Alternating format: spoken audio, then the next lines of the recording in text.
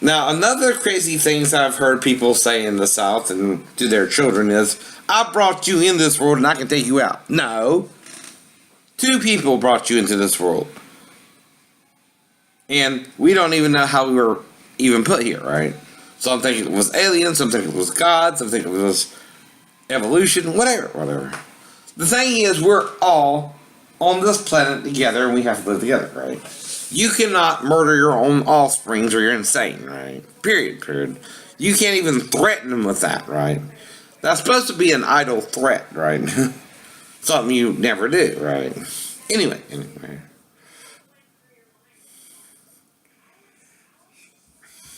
Do I care? No, you don't care. Goes what? Anyway, the point is what, right? You are your own person, right? You are two halves of a whole, right? Without either side, you're just one person, right? You're not even in existence yet, right? Right? That's what I mean. Now, once you're here, no one has a right to hurt anyone at all. You're not supposed to. It's not normal, right? If you do, something is fucked up in your head. To begin with. Now, how do you get unmessed up, right? Well, the way you get unmessed up is trying to learn the whole truth for yourself, even if you got to do it alone, right? You got to look into all parts of life, nature, science, religion, stuff like that, right? And choose your own path as you go through life, right? Now, when Jesus says there are those who are chosen and those who are called, that's different too. A lot of people are called, right, to the ministry or whatever, right? But they're about 30-fold Christians, right? Now, if you're a chosen Christian, that means you're fully chosen Jesus, and Jesus has fully chosen you, and you're doing a job for Jesus there too, right? Now, I've heard people in the South say, though, I brought you in this world and I can take you out. No, you can't. Not this white boy. Maybe other white boys, but not this white boy. I'm a dirty white boy. But anyway, now how we got here, creation, evolution, a little bit of both, a little bit of neither, right? We don't know. But we are what? Here, together, on this planet, trying to live together, hopefully in peace and harmony, right? Now the problem is when people start trying to hurt people, they don't even know, right? Or they're not supposed to know, or stuff like that. Or if it's one of your own children, that's wrong too, right? Or stuff like that, right? Now, some people think their children are their possessions, right? No, they're your children, idiot. They're not something you own. They're something you're to train and help raise in society. Now, let's say we're a product of rape, right? Things like that, right? Now, there's different things you can do. You can abort the child. You can have the child and give it up for adoption. Or you can keep the child and hope he won't be like the person who raped you. Or if you had sex with someone else, maybe it'll be their baby and not his baby, right? Things like that. Could always happen, right? Now, again, that's just things that might, but aren't supposed to happen to someone in this society, right? And the reason is no one seems to care, right? In their mind too, right? But the thing is, if you believe a lie and you don't do nothing about it yourself, and you don't know how to fight back at the time, some things will happen to you whether you like it or not. Like with Joyce Myers, for example, right? Her father raped her repeatedly, and she did not know how to fight back. That's not her fault. That's her father's fault for hurting his own daughter, right? I think what in his mind he was doing was being like Lot, which is a lie from hell, right? Lot did not entice his daughter or rape his daughters, right? What happened with Lot is they got him drunk, and because they didn't think there were any men around, had sex with their father. That's a little bit different there, dumbass. You know what I mean, George. Anyways, that's just no thought and not caring and not even reading the Bible correctly. The Bible, just because it doesn't say something directly, I know, doesn't mean you're supposed to do it either. And you cannot take your scripture out of context either. Now, let me explain to you what I'm telling you about David and Bathsheba, right? Now, the thing is, you see a plot afoot when you see any woman naked in her own little bungalow with its walls, where King David can look over and see her in Israel. No, something's afoot, right? Something bad. Not just for the woman, but the king too, right? There's some kind of plot thickening, right? Now, when you tell the story like that, you might leave out certain details and put in certain details in your version of the story. But that still don't mean it's the whole story either. This is where the plot thickens. Dun, dun, dun. Okay? Now, what you got to do, though, is, since it's a short story and there's some details missing, you got to put yourself in the other person's shoes and think about it from a different point of view, right? There too, right? So we have a little box here that tells you a little bit of the story. So how do you figure out the rest of the story that the writer didn't write down, right?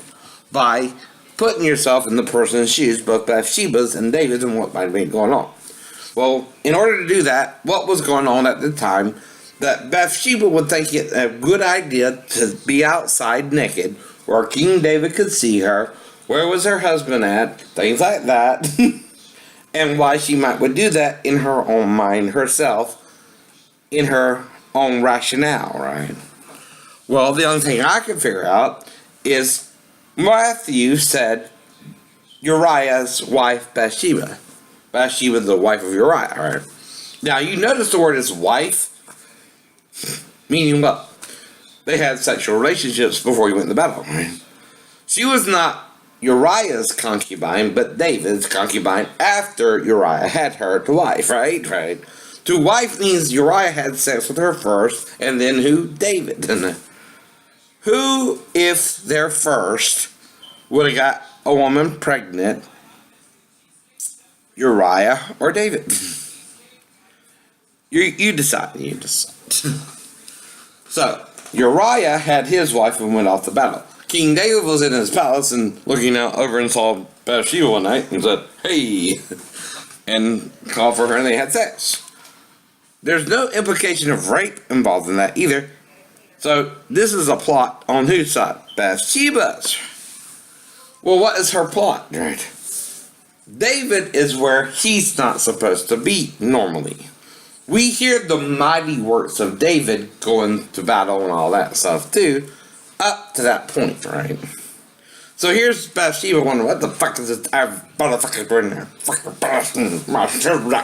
Shit like that. Wouldn't you feel that way? Know what I mean? Know what I mean? Well, she hatched her own plot, right? Is what all I can figure out. And the only thing I can figure out is, again, how you would feel. I know. If your husband was at war, the king was in the palace and he's on the soldiers, and things like that, and you just, you're not even sure if you're pregnant, but you had sex with your husband too. Mm-hmm. And again, he's where he's not supposed to be either. So you go outside, tempting him a little, because also David's known to be a ladies' man too, himself. Now, the only reason you were doing this is him and Uriah were Uriah's where he's supposed to be, not David, right? So you're pissed off with David and you're Bathsheba, right? And your husband's out in battle. What are you thinking logically? My husband can die in battle, and this motherfucker's up here in the palace, where he's not supposed to be, right?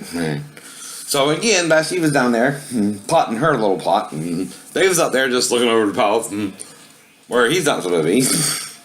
Now, I guess she was thinking, well, maybe she's just looking for a piece of ass or something, you know what I mean? Think about it that way, right? Because he's supposed to be in battle too. We know he's a promiscuous motherfucker. Anyway, he's got about, 16, 17 wives, stuff like that. So again, she tests her theory, right? You know what I mean? So David goes, on this palace as normal at night, looking over, Jerusalem, right? And there she goes out bathing where he can see her. Well, she knows David is what? A ladies' man. Right, Tim? Meadows and So she said, well, if David's such a ladies man, I bet he's eating my body, he's eating for me too. So anyway, that's her plot. That's her plot. She's worried about her husband dying in battle, probably, right? More than likely, and having to raise her son alone. Know what I mean? Now this is called reading between the lines, but not being embellishing the story itself, right? You know what I mean? Not going too far to the left or too far to the right, but common sensely trying to figure out the rest of the story that they did not have time to write down when they told you the short story it really is, right?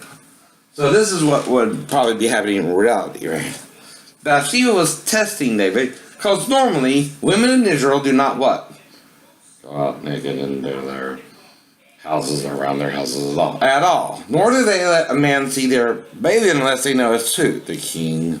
And only he can what? See her from his vantage point. And no one else could probably see her either. Because if someone was to see her other than David, what would happen? She could be stolen or something like that herself by being alone, right? Know what I mean, right? Certain things are just not allowed in Israel, like, nudity or public nudity or stuff like that, right?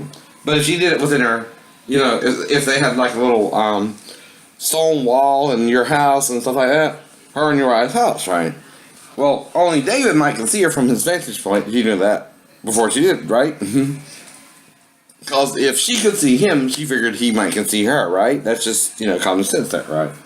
So her plot was, if I got pregnant by Uriah, my husband at battle, this asshole is still at home in his palace.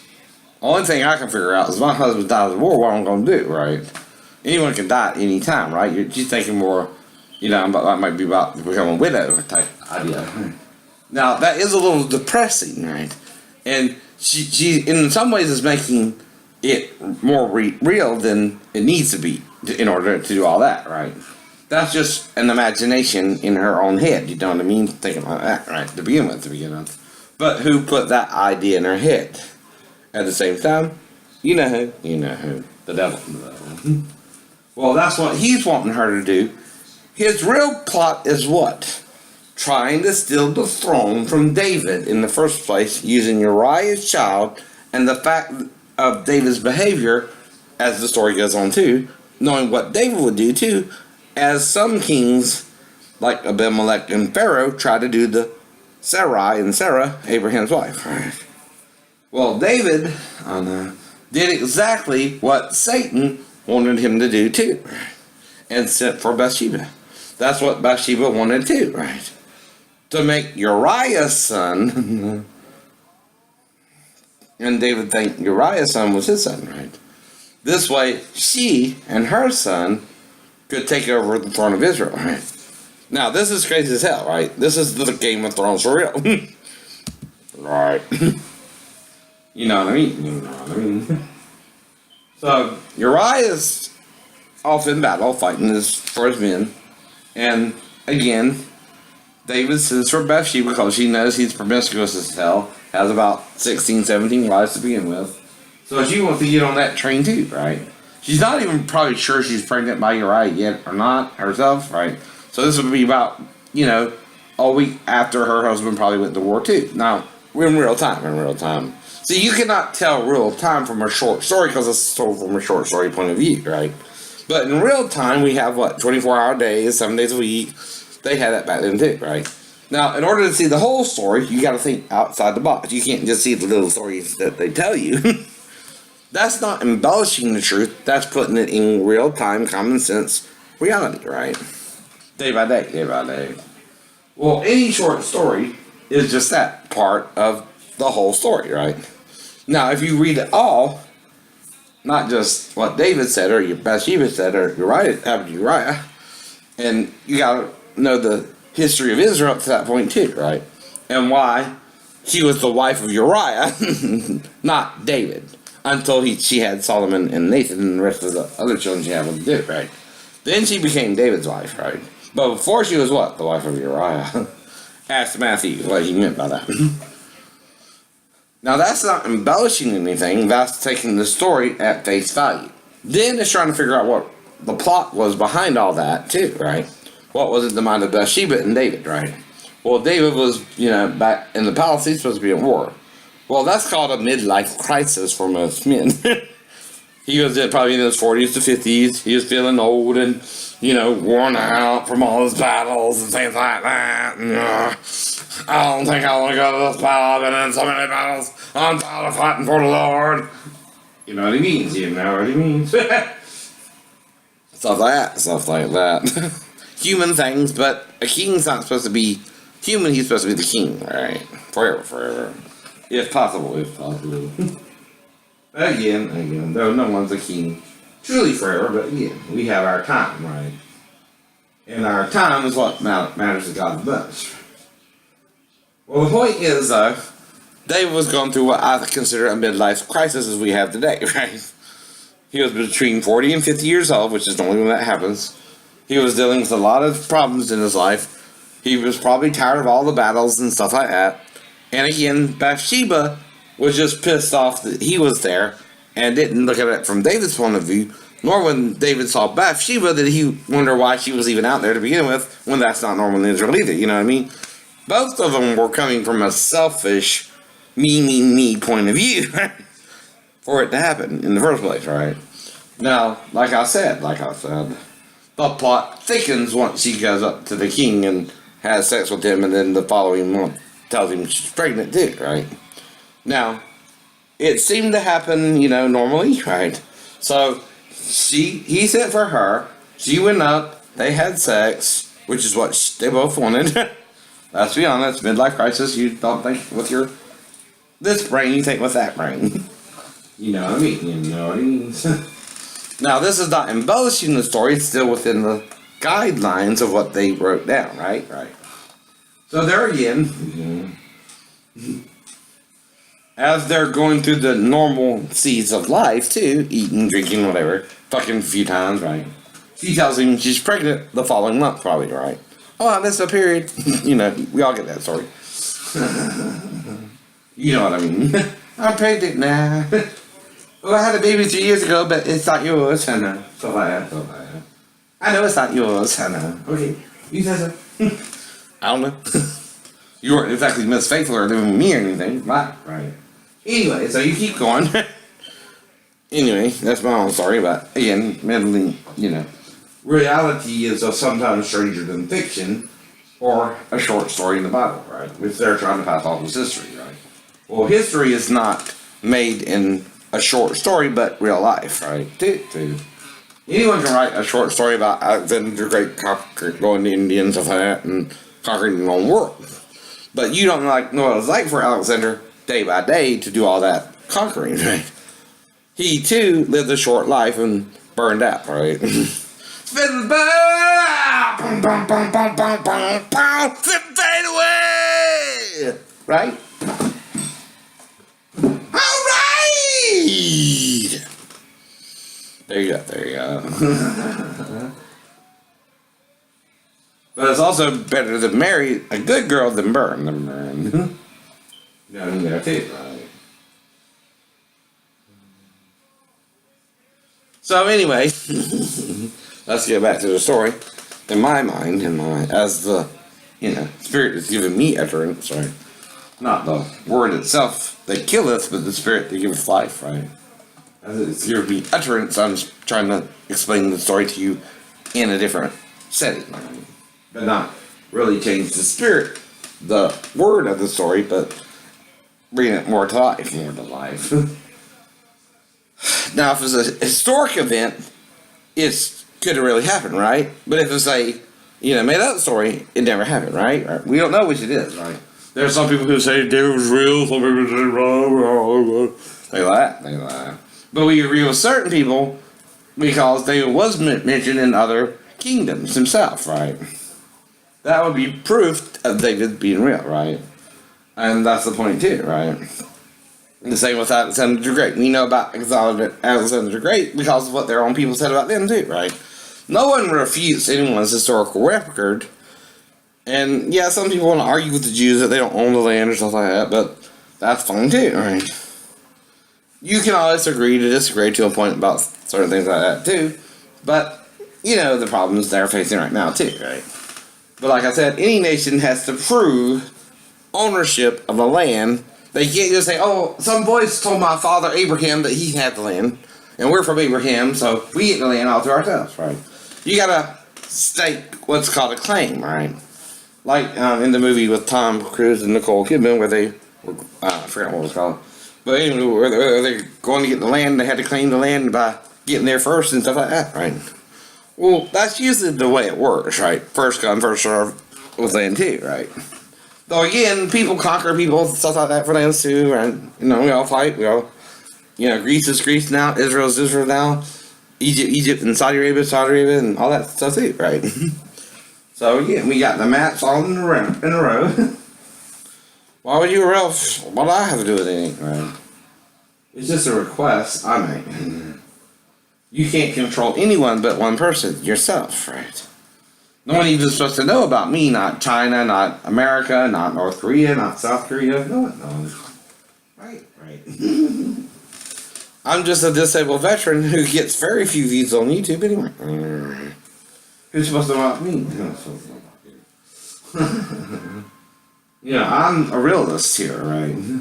That's what I'm trying to tell you. Reality versus a short story, right?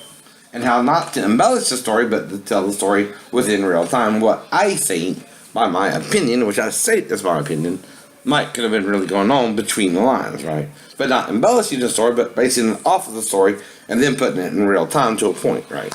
Now, you know the mundane. You know, David invited her to the palace, had sex with her that night, and probably kept doing it, right? Now, she's already pregnant by Uriah, and that don't matter. Either.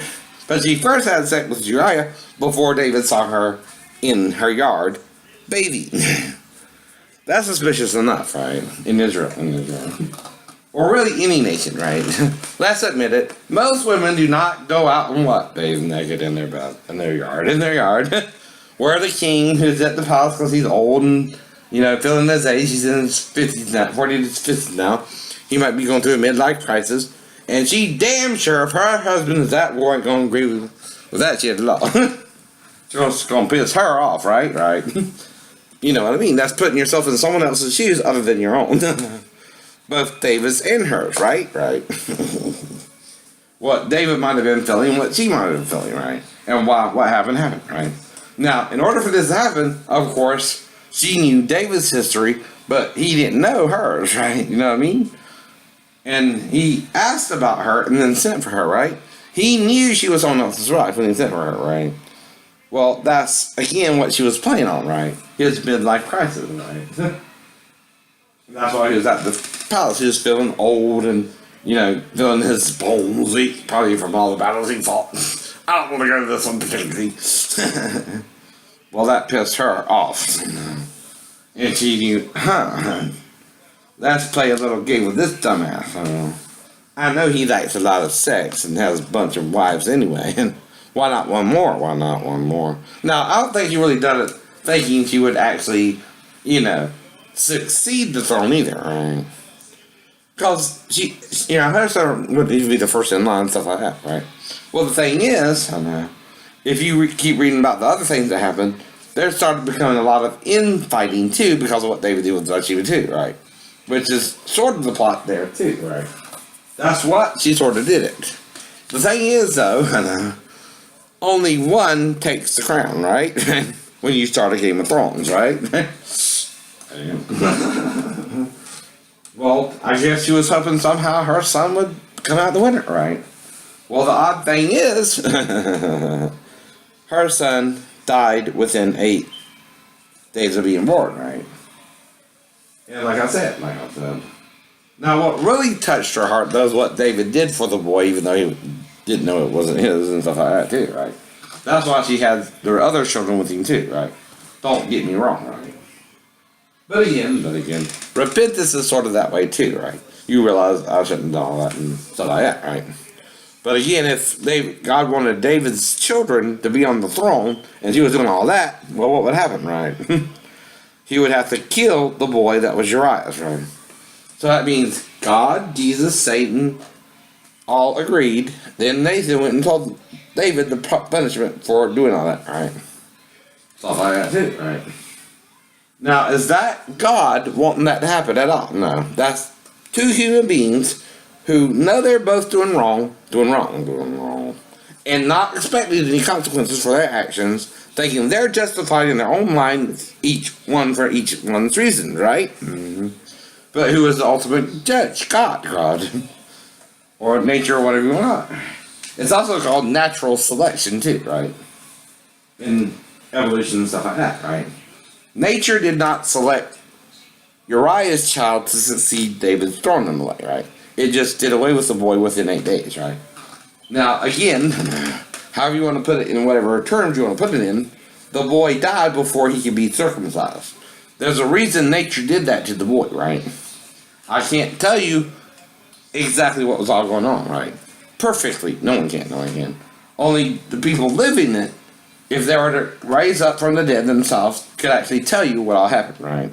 But again, that has not happened yet, right? We're just going through what we're going through now, right? Up to this point, right?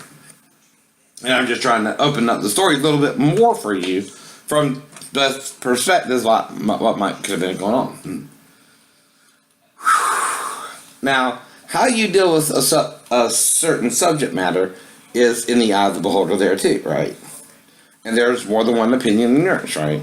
Now, like I was saying about the South, we have this saying, and we brought you into this world, we can also take you out, right? But that's bullshit too. That's supposed to be an empty threat. No one really carries it out. It's like Korea saying we're going to put in a death threat on Trump, right? Well, only way they can be fulfilled is if Trump goes to North Korea, right? Now, the problem is, if Trump admits to his shit, like Al admitted to his, what would happen to Trump if he said he really did all those things that the women are accusing him of? He would use the presidency, right? He would be guilty of sexual misconduct with women, right? Right. Though he said to Billy Bush, he like grew up in women's pussies and things like that too. Ain't that the right word to use? Not vaginas, pussies. Which I use that word a little bit too, but I use both, right? Let's be honest.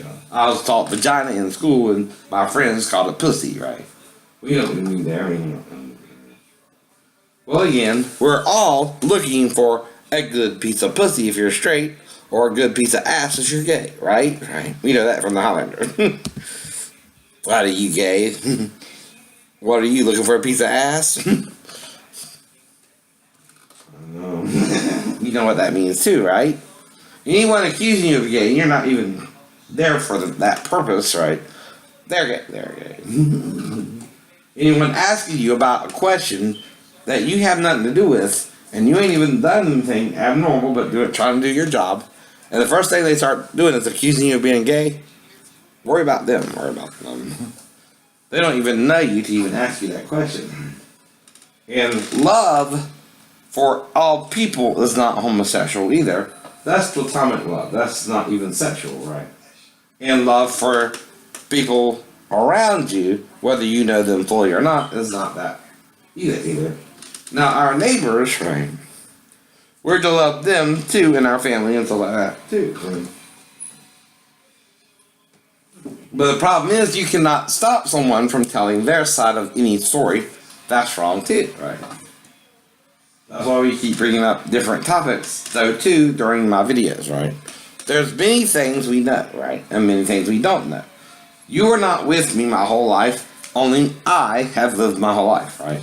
You start accusing me of being a pedophile after 13 years, you're going to look like a pedophile, right? You start accusing me of being gay, and I'm not even going that way. I'm just talking about it casually, right? About dating if you were gay and how to do that and all that, in my opinion.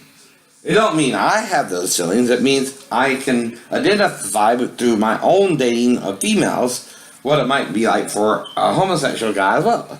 Because the dating method is basically the same. And if a female can get raped, so can a male, right? Point there too. And if anyone can be molested, anyone can be molested, right? Right. Male or female? No, female.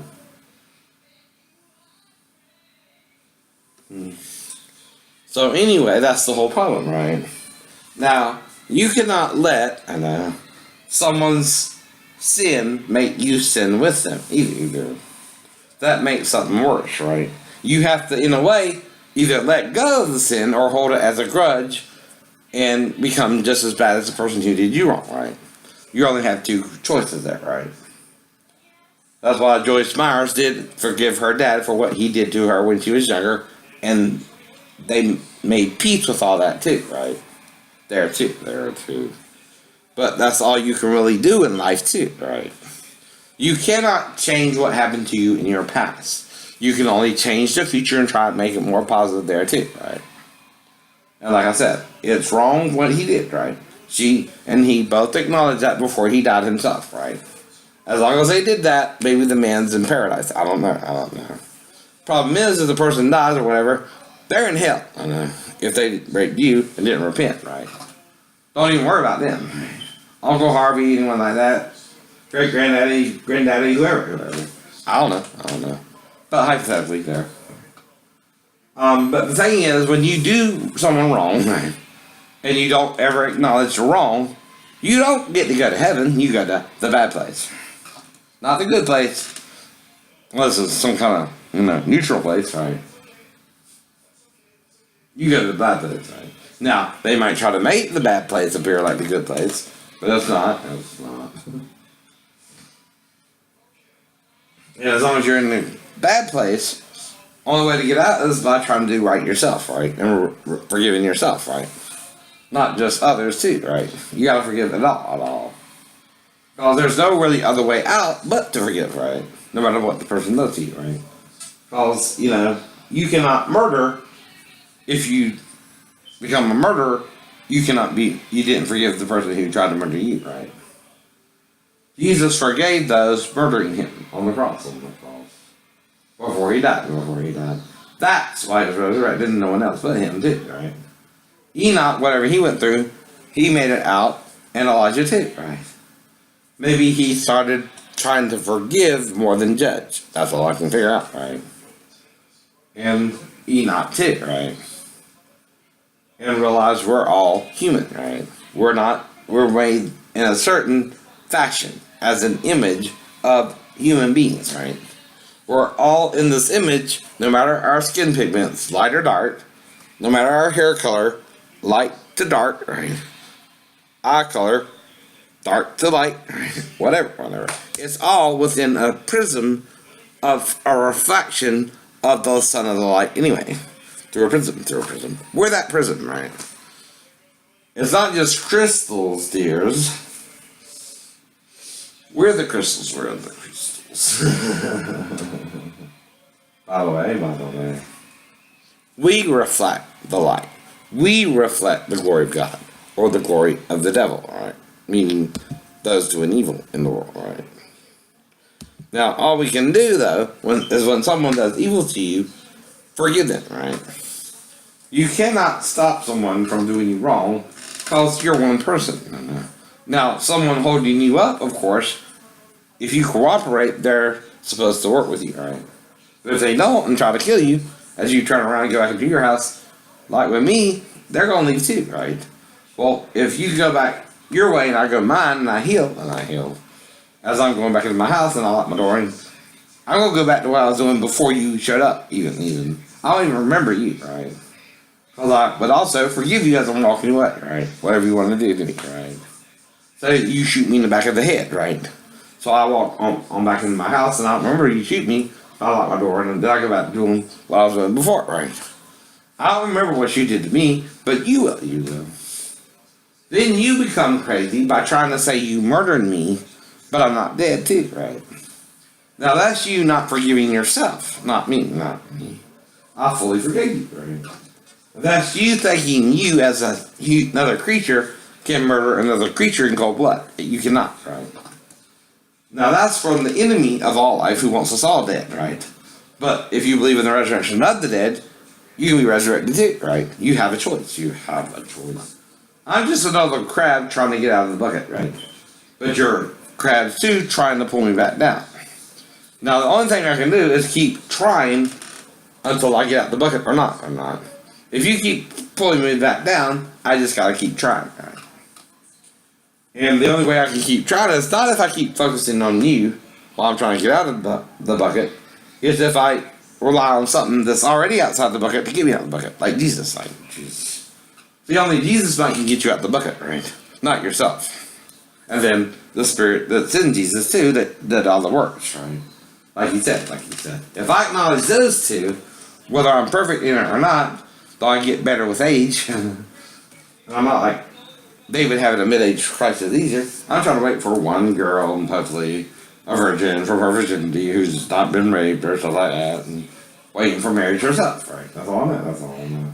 What she looks like, stuff like that, I don't know, right? Now, of course, she can divorce me if she don't feel like staying with me, and stuff like that too. I don't know.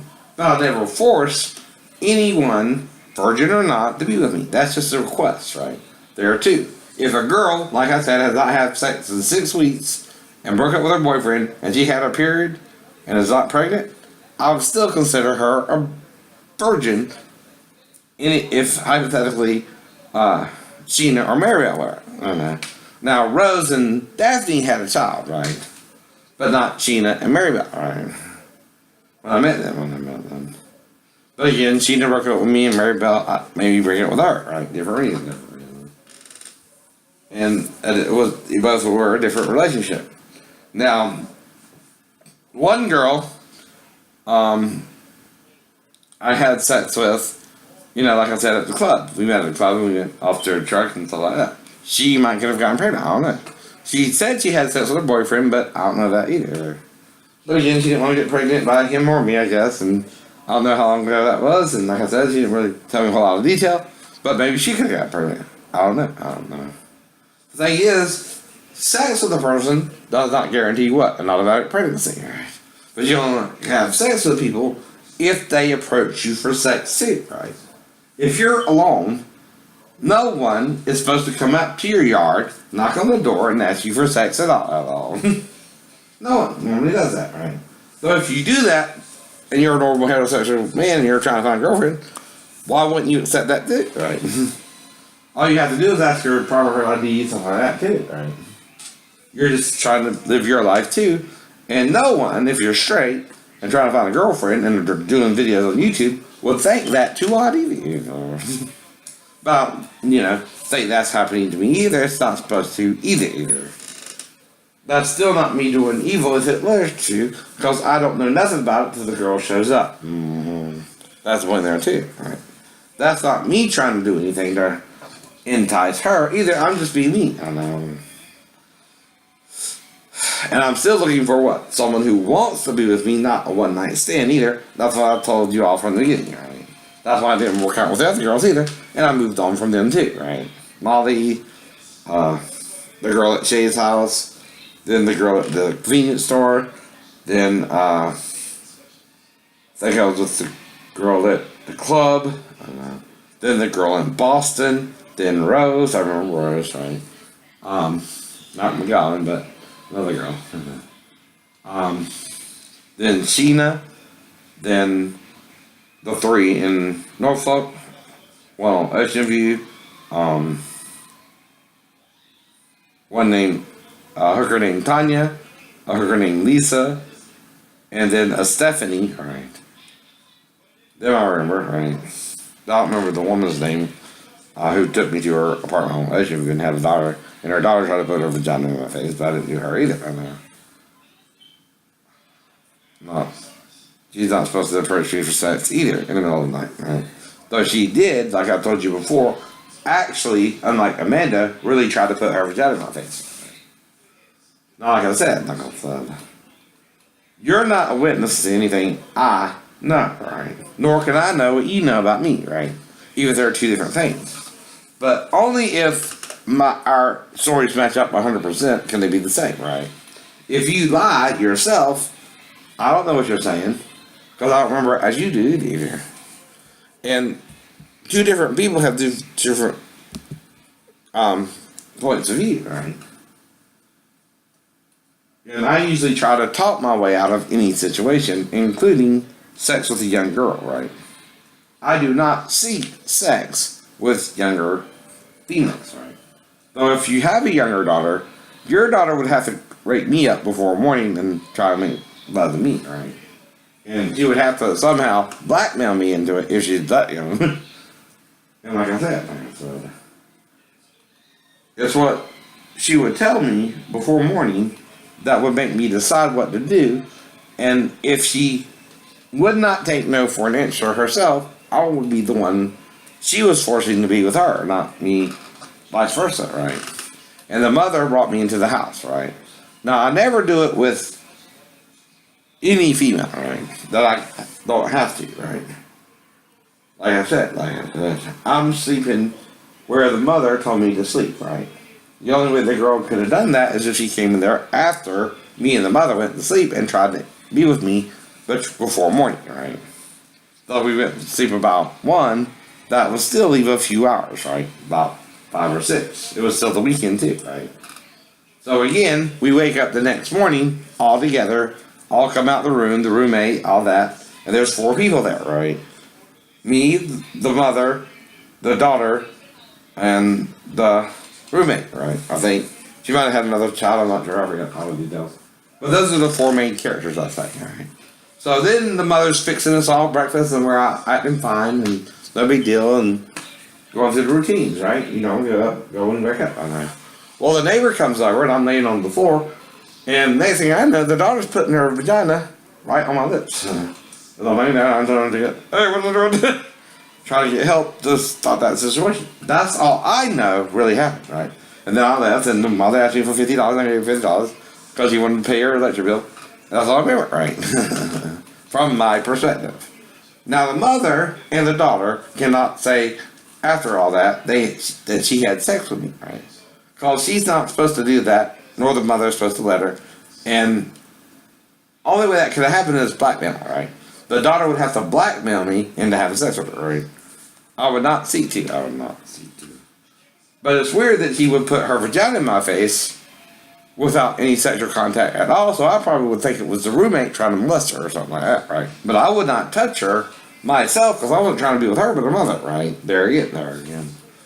That's the one there too. That would be my perspective until morning. Even if the girl was to come in there to me at the middle of the night, whether I was with her or not, even if she told the mother I was with her or not, I wouldn't know that until morning, right? But again, I would talk to her about it as we went along, trying to talk her out of it, right? Too. So, like I said, only if I felt like I had no choice there too. Or she did be like Potiphar's wife and did really tell her mom, right? Only 2 things that happened, right? So like I said, it all depends on how I reacted to her too, right? If that were to happen too, right? Now, of course, I don't remember doing anything with her, but it could only be because of amnesia. Between the hours of waking and sleeping, right? But I'm not wanting to be with the little girl, but the big girl. But if the big girl tells me a certain story, like she was molested as I'm telling my story, something like that, right? She might could talk me into it, but I would have to do it under certain conditions. I would still tell her, I can't be with you because you're underage, right? Something like that, right? And like I said, I would try my best not to do it, right? I don't know if she could actually talk me into it or not. I don't know. Because, like I said, the problem would be, stuff like that. She could lie on me and say we did it when we didn't, stuff like that, right? So that's sort of a catch-22, and it depends on her age and what else she said. And she wouldn't take no for an answer, and I might not know what to do either. That's not quite the same as Potiphar's wife either, regardless of her age, right? But even a 12-year-old can be charged with murder and stuff like that too, right? That's what I tell her too, right? Because, again, if your mom thinks we're going to sleep together, she's going to try and kill me, right? Either way. And whether I'm with you or not, if you're going to tell me, you're going to tell me, right? That's what I tell her too, right? My job isn't to be with you, and whether I'm doing right or wrong here, you have a responsibility to your mom. Right? Right. First. You're not supposed to go in there and sleep with anyone at all that's in her house that's with her, right? People don't do that either. And like I said, I'm not trying to be with you, but I might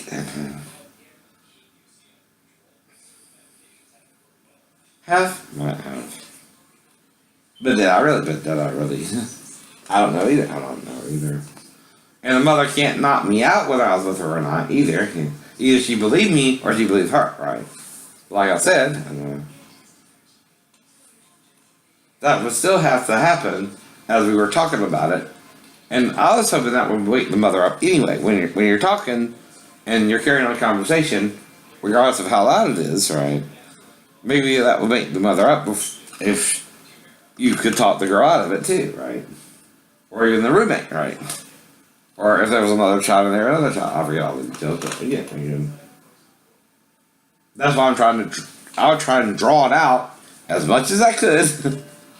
Unless I felt I was just totally blackmailed, right? Into the situation. There too. Like I said, if you're blackmailed, and again, whether she told her mother or not, or her mother called us after the fact or whatever, again, I don't know. I wouldn't know what to do there because that's not quite the same as Potiphar's daughter. I mean Potiphar's wife, but she is underage herself, right? So I'll be in sort of a catch-22 there either way. But am I seeking though in that story, if it were to happen at all, to be with a girl? No. That's how you know if a 4-year-old was to come in there to me, the same thing would happen, right?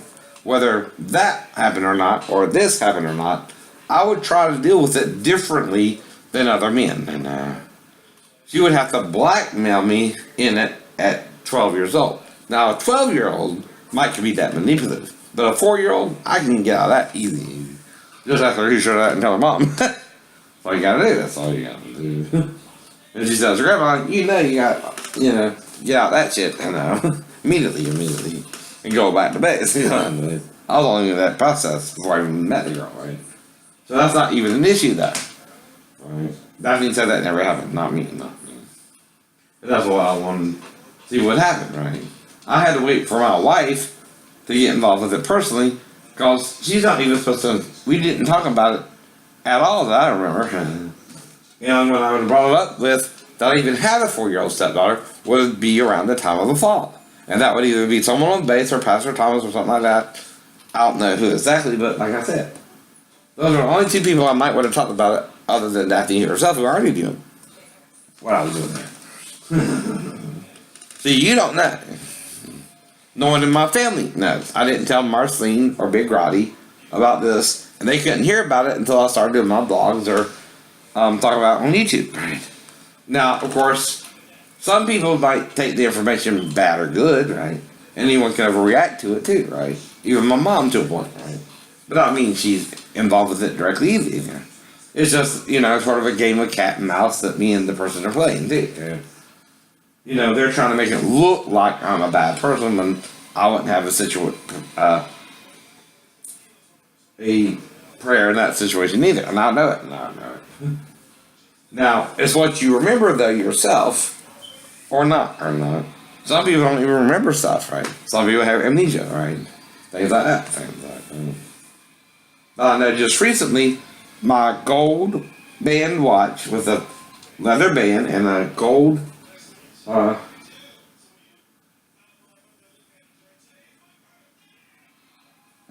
face is missing that, right? And I had the second guy, and that's all I'm telling you there, right? Who took it? I don't know. There's a list of suspects. Amanda Heed might be on it, right? Some thug, right? Or someone's lapdog, right? I don't know for sure, but the thing is, my next door neighbor, Thomas, if something like that happens, would see it all, right? He's got cameras, right? If something like that happens and my wife is busy, he's in on it, but again, I don't have my own camera system to prove what happened, right? I'm working on that, but not yet. Maybe in a month or 2, I don't know. But I ain't gotta tell them what I'm doing either, and I'm not.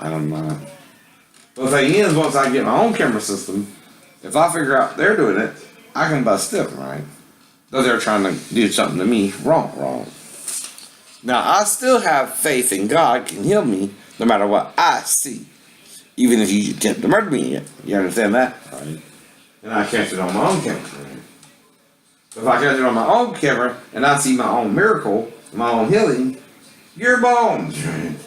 I don't know people were doing it for a while.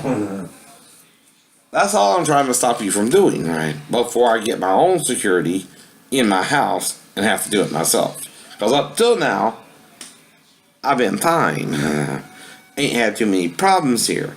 Once in a while, something turns up missing that I know I had, right? That's not normal, right? But the only way you can do that is if you knock the person out and take their stuff, right?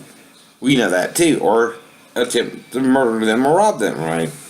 Right? Now, what did Jesus say about the man who was attacked by robbers? They left him half dead, right? And then a man come along and healed his wounds and tended to him and put him in the inn.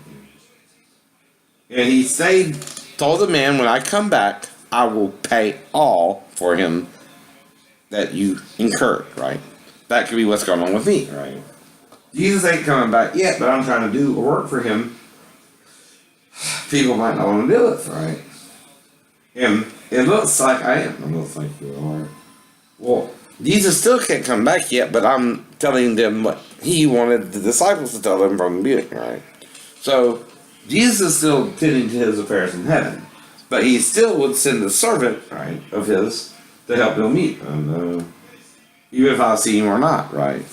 Now, I know it's not me. I know it's not me. But the servant he's sending to me is tending to me so I can get back into my house and lock the door and whatever I need to do after that. Now, yeah, I have amnesia of it, right? But the servant is my helper. He's still not my God, right? There's only one God, and that's Jesus, right? And this eternal spirit. Now, Jesus is just sort of like the head of the angels, right? You ever heard the song, King of the Angels and the Queen of the Angels, right? But make the Queen of the Angels sigh. Right. Well, you can't have a king without a queen. We know that here too, right? They're not all male, John.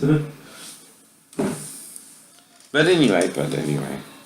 Now, even if Jesus from heaven just healed me through God itself, as God did those in the Bible, right? Who believe in it, right? All they had to do is come to Jesus on the earth and he could heal him. Now, he's in heaven right now, so all I can do is pray to him in heaven to heal me and go on. But anyway, y'all have a great day. Talk to you later. Bye-bye.